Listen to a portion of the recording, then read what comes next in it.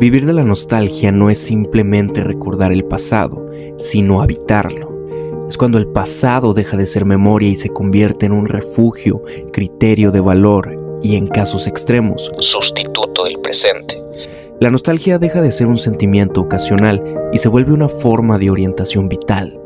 Esto permea nuestros pensamientos y provoca que estén completamente ocupados e invadidos por este sentimiento. Nuestros actos en el mundo se ven influenciados por el deseo de revivir lo anterior. Es una forma de negar que aquello que anhelamos está muerto. Es un duelo que trata de hacernos negar los cambios, tanto internos como externos. Hablamos desde vernos al espejo y percibirnos diferentes, tal vez más viejos, con menos cabello, con un cuerpo menos estético y quizás con unos ojos que cada vez tienen menos vida. Y no solo focalizamos en los cambios físicos, sino en los cambios mentales. Pero antes de entrar en materia por completo, me gustaría definir qué es la nostalgia. Y a mí me gustaría definirlo de la siguiente forma. La nostalgia, más allá de ser un sentimiento sólido y profundo de extrañar el pasado, es una forma subjetiva de detener el tiempo. Es un signo de desesperanza, porque asumimos que lo mejor que podíamos ser ya sucedió. Es un hueco atemporal en donde el futuro no termina de nacer y el pasado no acaba de morir. Principalmente quiero aclarar 3 puntos sobre la nostalgia. El primero es que este fenómeno funciona como un ancla identitaria, el cual te ayuda a crear un modelo de autopercepción referente a lo que fuiste y eres capaz de interiorizarlo lo suficiente para determinarlo como parte del yo.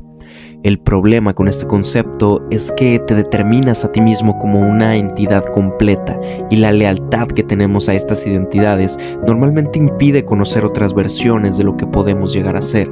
Søren Kierkegaard, el padre del existencialismo, decía que la identidad es algo que se pierde poco a poco, de una manera casi imperceptible. Son fragmentos que se desprenden de tu comportamiento y cuando te das cuenta simplemente dejaste de ser el mismo de antes. Pero tenemos que abordar esta situación de cambios desde el contexto en el que te desarrollas. Por ejemplo, entender que tu personalidad en la escuela normalmente no es enteramente la misma que en tu trabajo o conviviendo con tu familia o amigos. Siempre existe esta fragmentación de identidades, aunque sea en porciones remotas. Pero mientras las circunstancias en nuestro entorno cambian, nosotros pasamos por un proceso de adaptación continuo, pero en ocasiones muy lento, porque tendemos a determinar que en ocasiones todos esos cambios ocurren mientras a su vez experimentamos una crisis de identidad. Una crisis de identidad es un periodo de tiempo en el que una persona presenta preguntas profundas acerca de sí mismo, y esas preguntas a veces nunca tienen una respuesta. Es entonces cuando hacemos 2 cosas: ignorar esos pensamientos o darles un significado que no necesariamente corresponde a la realidad, pero ayuda a apaciguar la angustia de no saber quiénes somos. En muchas situaciones, la vida a veces se siente tan acelerada que nos exige cambiar lo antes posible en diferentes aspectos al mismo tiempo, y nosotros funcionamos como un instrumento de las circunstancias. Aquí quiero dejar en claro un punto muy importante, y es que nadie es como es porque así lo haya decidido, sino que el entorno y el modelo sistemático se encarga de hacerte ser como eres y a su vez hacerte desear lo que el mundo necesita que desees. Y esto construye nuestra identidad, y conforme dejamos de ser jóvenes, las aspiraciones y exigencias del entorno se vuelven mayores. Y esto es lo que desprende este sentimiento de alienación. La alienación es un concepto acuñado por Karl Marx que se refiere a estar separado de ti mismo, en donde sientes ese desconocimiento e incertidumbre de lo que eres y las cosas que haces. La alienación es el primer paso para llegar al absurdismo, y llega a parecer que nada tiene sentido, y es precisamente en ese vacío donde la nostalgia se encuentra con terreno fértil para instalarse.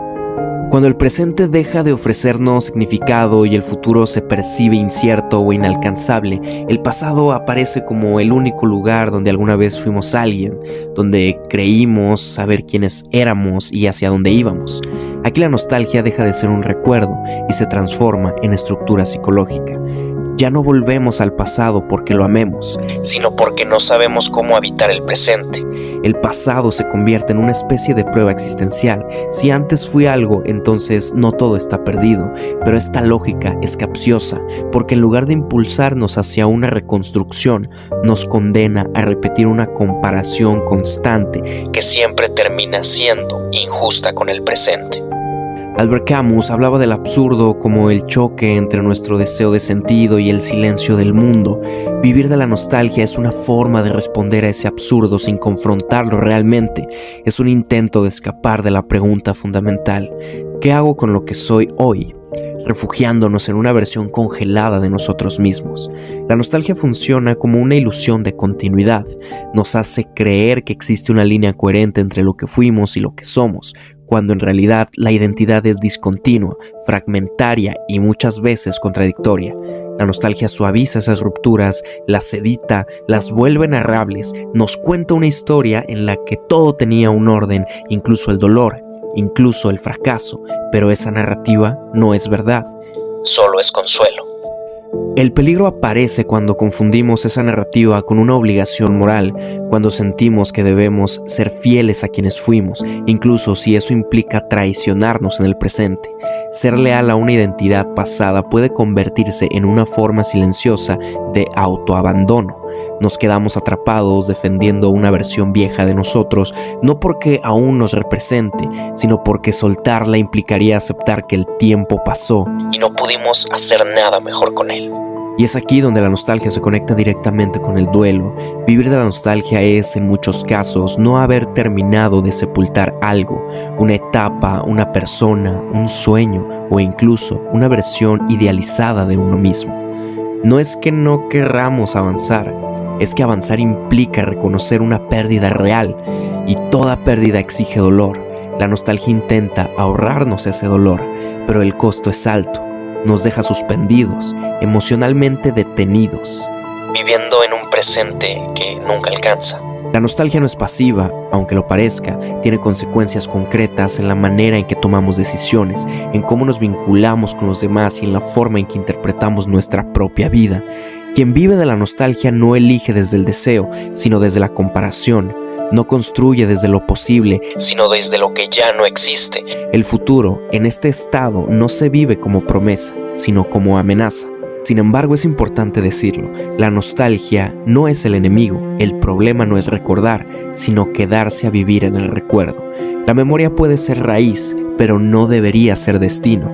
Recordar debería servirnos para entender de dónde venimos, no para decidir hasta dónde podemos llegar. Tal vez el verdadero trabajo no sea matar la nostalgia, sino integrarla sin obedecerla. Aceptar que hubo momentos mejores, versiones más jóvenes, más ingenuas, más luminosas. Pero también entender que ninguna de ellas estaba completa, que incluso en aquello que extrañamos había vacío, miedo e incertidumbre, solo que en ese entonces no lo sabíamos nombrar. Cerrar el duelo no significa olvidar el pasado, sino dejar de usarlo como medida de todo. Significa permitir que el futuro exista sin exigirle que se parezca a lo que fue. Y quizás ahí, solo ahí, la nostalgia pueda transformarse de prisión en memoria, de ancla en raíz, de negación del tiempo en aceptación del devenir. No quiero decir que he superado los espectros del pasado con estas palabras, pero al menos me permite materializar y simbolizar la nostalgia. Quizás el acto más difícil no sea soltar el pasado, sino perdonarnos por no ser quienes fuimos. Aceptar que aquella versión nuestra cumplió su función, que nos sostuvo cuando aún no sabíamos cómo sostenernos solos, y que no nos debe nada más. Vivir implica traicionar constantemente a quienes éramos, y eso no es una falla moral, es la condición misma de estar vivos. Cada etapa que se cierra deja un eco, una ausencia, una herida que aprendemos a cargar. El problema comienza cuando confundimos ese eco con una llamada al retorno. No estamos rotos por cambiar, no fracasamos por dejar de reconocernos en el espejo. Duele porque crecer es igual a despedirse.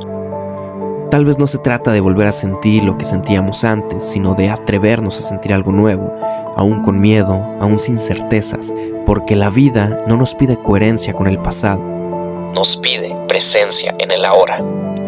Y cuando la nostalgia aparezca, porque siempre aparece, que no sea para detenernos, sino para recordarnos que si algo fue vivido con tanta intensidad como para ser extrañado, entonces aún somos capaces de volver a vivir, aunque ya no sea de la misma forma, ni en el mismo lugar, ni siendo la misma persona. El pasado puede doler, pero quedarse ahí duele todavía más.